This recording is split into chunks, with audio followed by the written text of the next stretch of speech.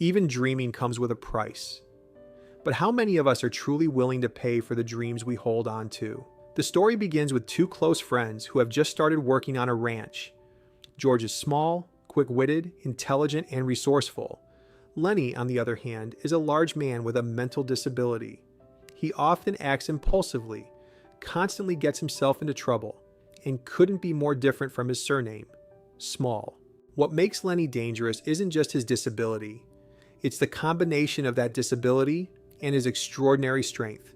For example, when he picks up a mouse just to pet it, he can accidentally kill it without realizing his own strength. Whenever Lennie gets himself into trouble, George is always there. Sometimes to warn him, sometimes to comfort him. At the ranch, they are greeted by a cast of very different characters. Some will have a positive impact on their lives. Others will make their lives even more difficult. And although they dislike the harsh working conditions and some of the people around them, they have a reason to endure it all. A dream. George and Lennie came here with one goal in mind: to save enough money to one day own a ranch of their own. It's this dream that keeps them going through all the hardship. But how likely is that dream to ever come true? The story takes place during the 1930s, in the midst of the Great Depression, one of the most difficult periods of the modern world. This economic disaster took away people's homes, their jobs, and perhaps most importantly, their ability to believe in a better future.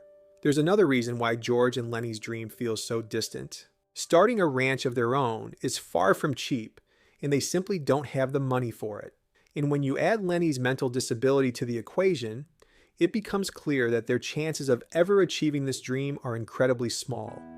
In fact, the dream seems almost impossible from the very beginning. But if their dream is so unrealistic, what keeps it alive? Their friendship. The strength of their dream comes from the bond they share with one another. What truly sets George and Lennie apart from the other workers on the ranch is that they have each other.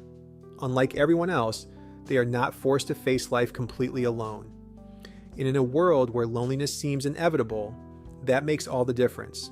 Candy is the oldest worker on the ranch.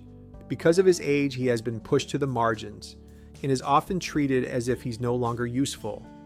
Curly's wife is the only woman on the ranch. No matter how hard she tries to connect with others, an invisible barrier always stands between her and everyone else. Crooks, meanwhile, is the only black worker on the ranch. Unlike many of the others, he sees the world as it is.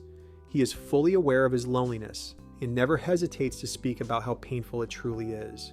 In my opinion, the death of Candy's dog is one of the most powerful moments in the entire novel. The dog is old, just like Candy. It struggles to walk, smells bad, and has reached a point where it can barely take care of itself. Carlson eventually suggests putting the dog down to end its suffering. After some hesitation, Candy and the others agree. Carlson takes the dog outside and shoots it in the back of the head. Afterward, Candy is devastated. And the thing he regrets most is this: I should have done it myself, but why does it matter? The dog was going to die either way.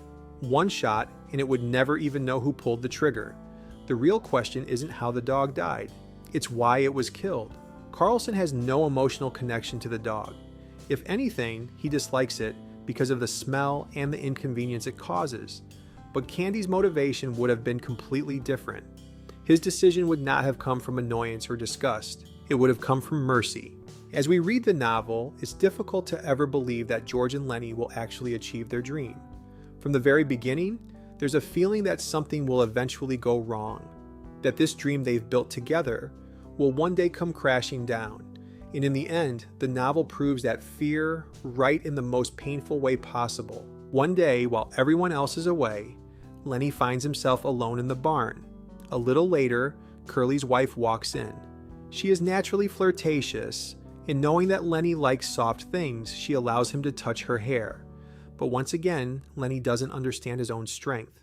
He grabs her hair too tightly. When she begins to scream, he panics. Desperate to silence her, he accidentally breaks her neck. The moment he realizes what he's done, he runs. Soon, the others discover the body, and Curly makes it clear that he has no intention of giving Lennie a quick death. He wants revenge. Knowing exactly what awaits his friend, George takes the same gun that was used to kill Candy's dog. because he has already learned something from that tragedy. Sometimes mercy matters more than the act itself, so George goes to Lennie, not to punish him, not out of anger, but to spare him from the cruel fate that Curly has planned for him. And there, he kills his best friend. But in that moment, George doesn't just kill Lennie, he kills their dream as well. From that point on, he is condemned to the same fate as everyone else on the ranch, a life of loneliness.